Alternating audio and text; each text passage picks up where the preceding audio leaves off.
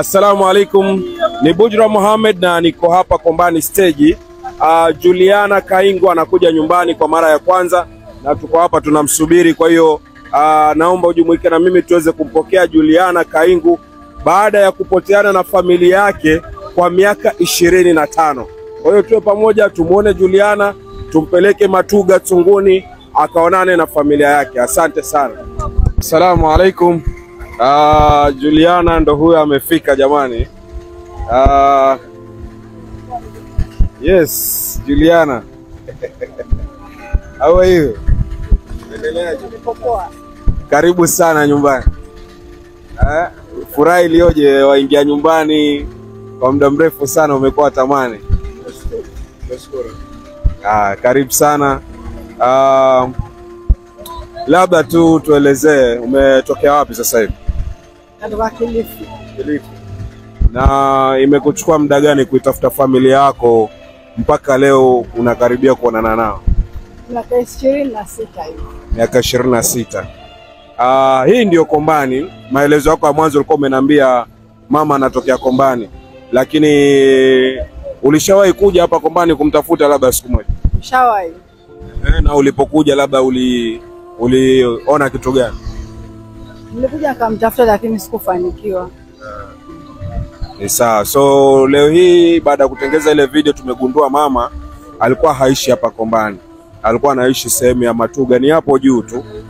Kwa hiyo tunakukaribisha wote, ndugu zako tumewaambia unakuja, wanafuraha kukuona. Welcome home. Unajisikia? Kwa sawa. Kwa sawa. Karibu. Na naona umeandamana naye. Ni nani? Huyu ni dada yangu. Okay. Mapotea miaka mingi sana, kama miaka 28 27. Sasa tukimtafuta kwa muda kama 10. Lakini baadaye give up. Na majina yako kwanza waitwaje? Kwa majina kamili naitwa Salim Suleiman Mwanzele. Kwa hiyo huko tunakoenda wewe ndo watokea huko. Huu ni dada yako kabisa. Naambia wajisikiaje kumtafuta kwa muda mrefu na leo umemuona? Kwa kweli ni furaha sana kwa sababu unajua unapoangalia kitu unatafuta kitu kwa muda mrefu alafu unapokikosa huwapata huzuni mkubwa sana, lakini baadaye kitu kinapokipata yani wahisi furaha nyingine ambayo unajua useme nini, lakini kitu kikubwa ni kumshukuru Mungu. Kumshukuru Mungu. Karibuni sana. Nadhani usafiri wetu umeenda ama tuchukue usafiri mwingine? Sasa tunaondoka sasa, tunaelekea Tunguni kuiona familia ya Juliana. Ameshapatana na kaka yake huyu hapa Salopini, rafiki yangu, tunafanya kazi kwa pamoja, lakini ilikuwa hajaniambia kama ana dada ambaye anamtafuta. Kwa nini ulinificha basi? Unajua kama ni miaka mingi bro, umeelewa? Alafu kama mimi nimemtafuta kwa miaka yote 10 na bila kunipata, bila kupata anything. So nikata tamaa, lakini unaambia kama riziki ni yenu. Na damu nyumbani siku zote ipotei. Wacha twende huko tuone inakuaje. Asante sana.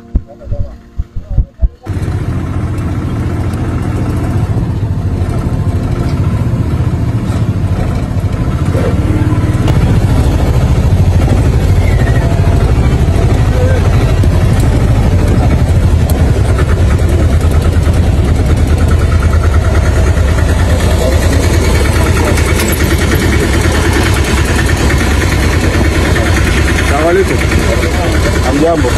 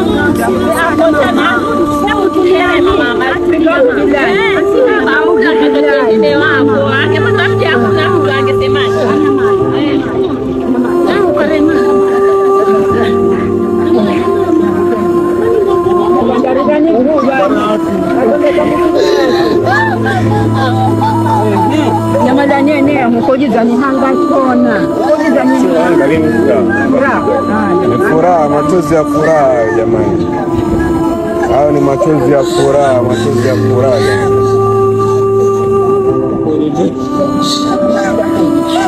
Poleni, poleni.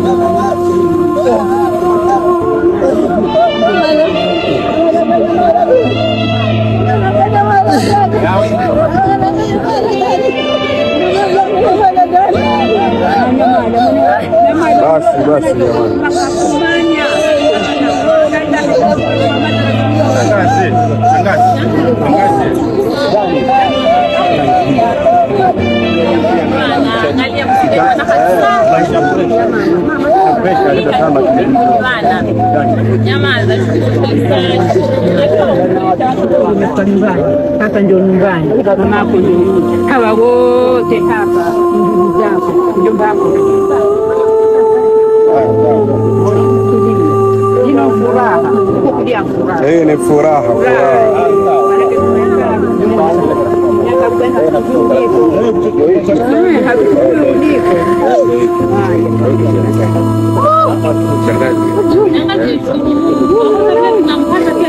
Alhamdulillah, sana sana.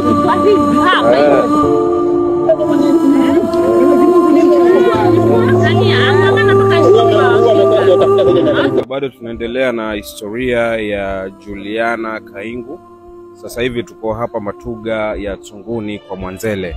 Kwa hiyo tupo na mmoja wa mwenyeji wetu hapa, atajifahamisha kwa majina, anaitwa nani na labda yeye ni nani kwa Juliana.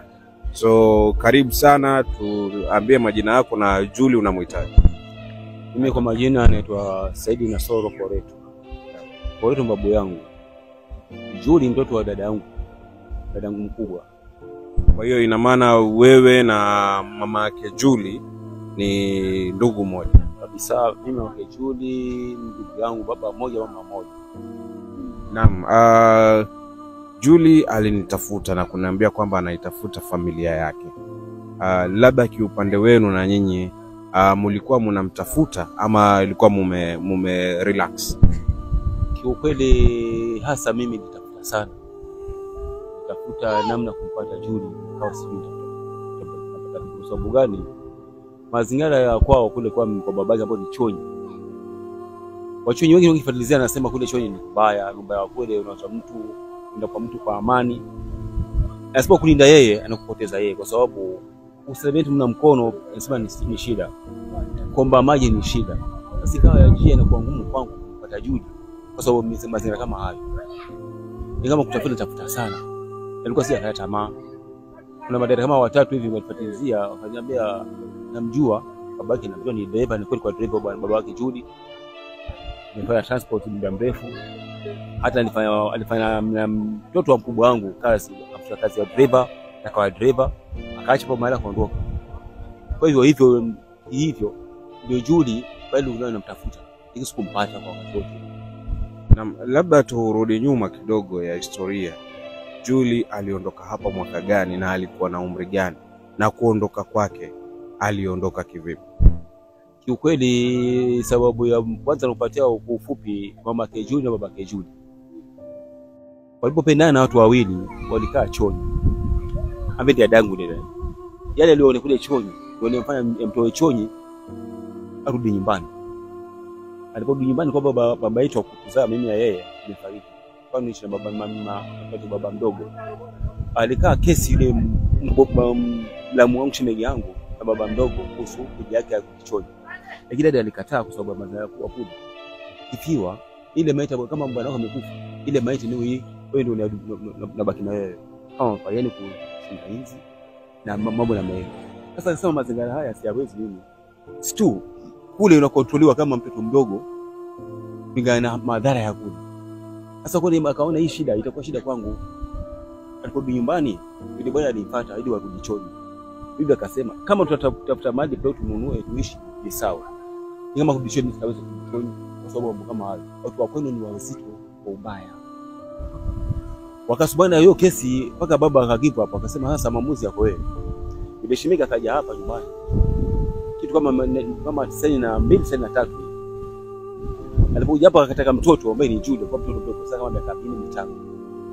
Akasema acha mtoto niende naye nyumbani akasalimia nyumbani, nitamregesha. Kwa vile kuna amani, ndio bado kwa ubaya hapa. Akapewa mtoto, akaenda naye wakati huo. Alipoenda naye kule alikaa kiasi ya muda wote.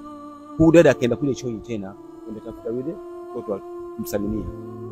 Akaenda kusalimia, akarudi, akawa na masaa kwenda. Lakini mara ya mwisho kwa aende, sasa alikuwa amepanga aende, ampeleke nguo, ili akirudi aende na mtu mmoja huko aende kule chooni, nyumbani mahali ipo, sababu hali ya kibinadamu maisha na katika watu wote. Alipoenda kule mara ya mwisho ile dada, ile mtoto alikuwa ameenda kwa baba mdogo, hakumuona. Wale tukafanya nini kwa omlete na msiba wa mke. Akaacha kitanisha leso kule. Ile mtoto akaambiwa kumekuja mgeni ni mamako. Sasa baada ya kuwa aende kwa mamake akamwangalie, asalimiane, akatua mahali pengine ili akanseliwe, asoonane, nikawa hivi. Sasa alipokuwa ameondoka, baadaye aliporudi mtoto akapata mamake anamwambia amekuja juu. Kesho hiki anasema atarudi na hakurudi. Aliporudi nyumbani sasa udada ambaye mamake Judy alikuwa na maradhi. Akatuhusia mimi na yule kubwa Fatuma. Huwa mimi ni mgonjwa. Lakini hadi yoyote mimi nikifariki nitafuteni Judy ali. Yuko chooni na Mwarakaya. Sasa nikawa tisho nyingi la kuwa. Ukienda kule unaona uzito wa mazingira ya kule. Unajua kila sehemu kuna uchawi. Lakini matumizi tofauti. Na hizi dini ndio sababu kwamba mdigo ni mzuri sana. Lakini hii dini inamcontrol kuwa anaficha mambo yake sana. Huko wengine wanadhihirisha. Kwa swala hilo ndio kawa kuna uzito mimi kwenda kule. Ama mpango wetu kwenda kule. Katafuta naye sana. Na mtoto alikuwa kule kwa muda mpaka leo hii. Mpaka juzi ya Ijumaa, Alhamisi, kupata simu kuwa hapa nyumbani kwa kuja simu Judy apatikana, lakini mimi amempata Judy kwenye TikTok. Amesema amepatikana, atafuta kwa mama yake, ametaja mali Kombani. Tukamwambia mtoto Suleiman ambaye mtoto wa mjomba wake Judy. Kwambia afatizie huyo mtu mpaka umpate. Ukimpata, apate namba ya Judy ili tuwasiliane naye vizuri. Na pia kiajaribu kupata namba, usiombe mapema kwa mamake alikufa. Kwa sababu utamtia kwenye jina miezi nyingine la shida. Mwache fike nyumbani kama kuelezwa mamake alikufa, aambiwe nyumbani baada ya kuwa ameona familia yake, amepata yote. Baada masaa fulani nikampigia simu, vipi? Anasema vile bwana sijapata. Iko bahati nzuri kwa vile huyu bwana nawe unafanya kazi na Sadim ambaye mkaka yake mtoto wa mjomba wake. Lazima nipate ile namba tukakosana na mamake mdogo. Na kwa kweli mpango yote ni Mungu. Ba kila kitu hapa duniani kimekuwa na Mungu. Achana na mazingira yake kupitia Mungu. Hata kama ni maafa yatokana na Mungu, na kama ni ajali itakuja inasababisha mtu fulani, atasababisha. Lakini sasa kwa Mungu hakuna geni. Nashukuru kwa leo amefika hapa na nimemwona, tumesalimiana, tumeelea, tumecheka, na tunaendelea na furaha kama kwa dakika hii. Kwa upande huo nashukuru Mwenyezi Mungu. Mimi naitwa Fatuma Nasoro Mwanzele.